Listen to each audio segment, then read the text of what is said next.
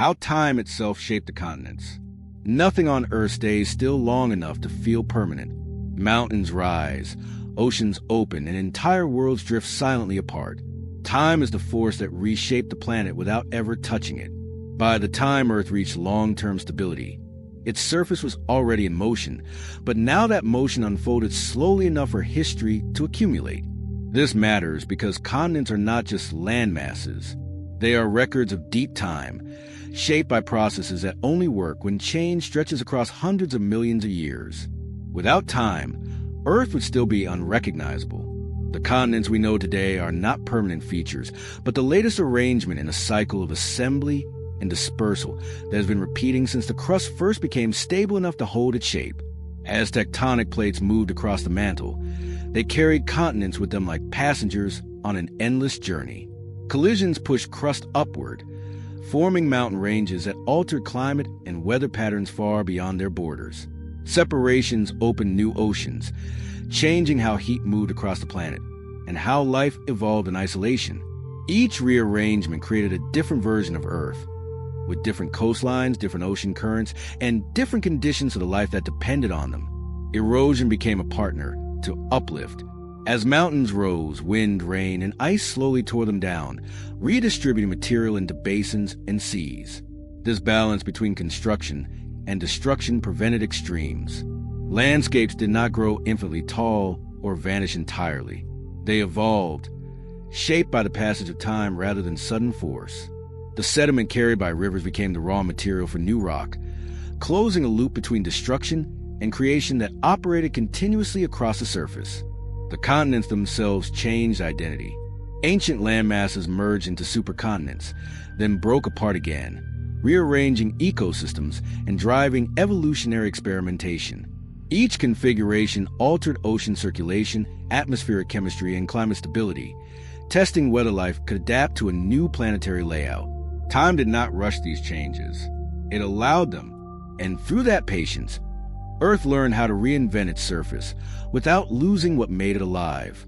As continents continued their slow migration, the planet entered cycles that repeated on timescales far beyond human intuition. Land masses drifted together, compressing ecosystems and climates into shared spaces, then separated again, isolating life and forcing divergence. Each movement rewrote environmental rules, not abruptly, but steadily enough for adaptation to keep pace. The rhythm of convergence and separation became one of the most powerful forces shaping the diversity of life on Earth. When continents collided, mountain belts rose and reshaped atmospheric circulation on a global scale. Winds were redirected, rainfall patterns shifted, and entire regions dried or flooded as a result. These changes unfolded over millions of years, allowing life to respond gradually rather than collapse suddenly. Time softened the impact of transformation. Mountains that would have been catastrophic if raised overnight became opportunities when built across geological ages. When continents pulled apart, new oceans formed, creating fresh coastlines and shallow seas rich in nutrients. These environments became centers of diversification, where life experimented with new forms and strategies. Separation encouraged difference, while reconnection later tested which innovations could survive competition. The alternation between isolation and contact drove evolution forward, producing bursts of creativity followed by periods of consolidation. Beneath all of this, the mantle continued supplying energy at a measured pace. Heat flow was slow enough to prevent runaway destruction, yet strong enough to keep the surface dynamic. This balance allowed the crust to recycle itself without erasing the record of what came before. Earth's memory deepened with every cycle, each layer of rock preserving a chapter of the planet's long story. What makes this chapter unique is that time itself became a stabilizing force. Change stretched long enough to be absorbed, learned from, and integrated. Rapid catastrophes still occurred, but it no longer defined the planet's story. The continents were not shaped by speed or violence. They were shaped by patience. And patience was setting the stage for Earth's final great test. As these continental cycles repeated, their cumulative effects began to shape life in deeper and more lasting ways. Long periods of geographic stability allowed ecosystems to specialize, diversify, and build complex interdependencies that could survive moderate disruption. When change finally arrived, it tested resilience rather than erasing progress outright. The ecosystems that endured were those that had built enough internal diversity to absorb shocks without losing their essential functions. The formation and breakup of supercontinents influenced climate on a planetary scale. Vast interiors became dry and extreme, while long coastlines fostered rich, productive environments. Ocean currents shifted with each rearrangement, altering heat distribution and oxygen levels in ways that favored some forms of life while challenging others. Evolution accelerated under pressure, not because conditions were harsh, but because they were varied. Variation provided the raw material for adaptation, and time provided the space in which adaptation could unfold.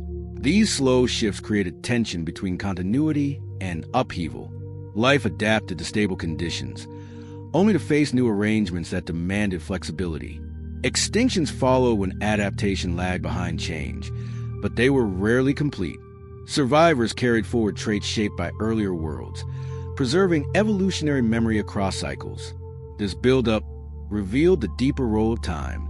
It allowed selection to act not just on organisms, but on ecosystems and planetary systems themselves. Configurations that supported balance and recovery persisted, while those that did not were replaced. Earth was refining itself through repetition. The emotional peak of this story lies in endurance. The planet changed its face again and again, without losing its ability to sustain life. Time became the medium through which resilience was tested and strengthened. Earth was not racing toward a final form. It was learning, slowly, how to remain alive through endless reinvention.